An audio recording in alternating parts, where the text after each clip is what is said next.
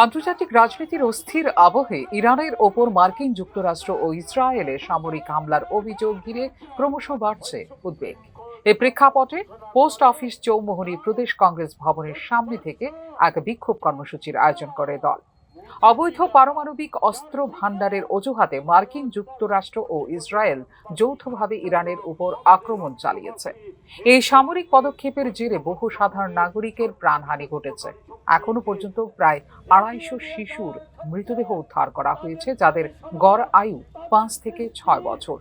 Donald Trump ক্ষমতাসীন হবার পরই এই ধরনের আগ্রাসন বৃদ্ধি পেয়েছে বলেও জানিয়েছে কংগ্রেস।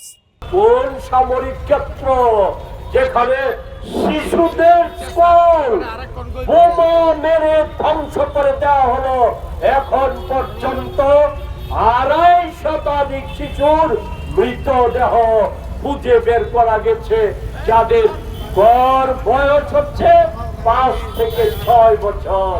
এরা কোন সামরিক ক্ষেত্রে ছিল? এই প্রশ্ন উঠাটা স্বাভাবিক, আমাদের কাছে স্বাভাবিক। আজকে এই ইরানে আক্রমণের ফলে আমেরিকা, ইসরায়েল তাদের লক্ষ্যটা কি?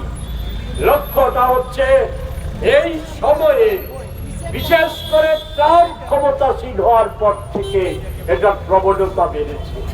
এই সংঘাতের প্রভাব কেবল পশ্চিম এশিয়াতেই সীমাবদ্ধ থাকবে না।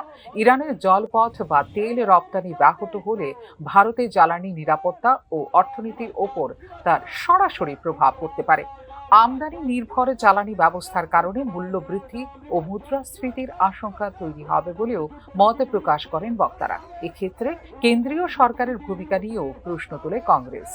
আজকে ওই ইরানের গুরুত্বপূর্ণ যে পথ, জলপথ, সেই জলপথ বন্ধ হয়ে যাওয়ার ফলে আজকের দিনে আমাদের দেশে পেট্রোলের দাম বেড়ে গেছে।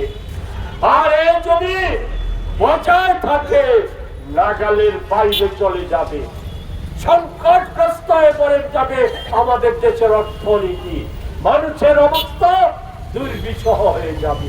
সেই জায়গায় দাঁড়িয়ে এখন পর্যন্ত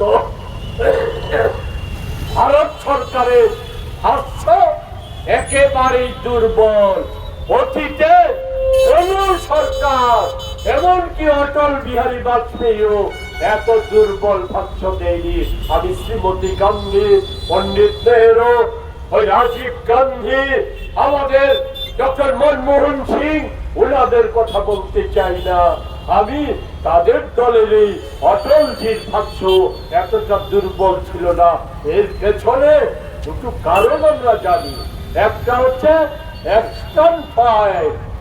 ইরানের ওপর চাপিয়ে দেওয়া এই যুদ্ধের প্রতি কেন্দ্রের প্রতিক্রিয়া ভারতের ঐতিহ্যগত মূল্যবোধ, কূটনৈতিক নীতি ও কৌশলগত স্বার্থের সঙ্গে সামঞ্জস্যপূর্ণ নয় বলে প্রতিক্রিয়া দিয়েছে কংগ্রেস।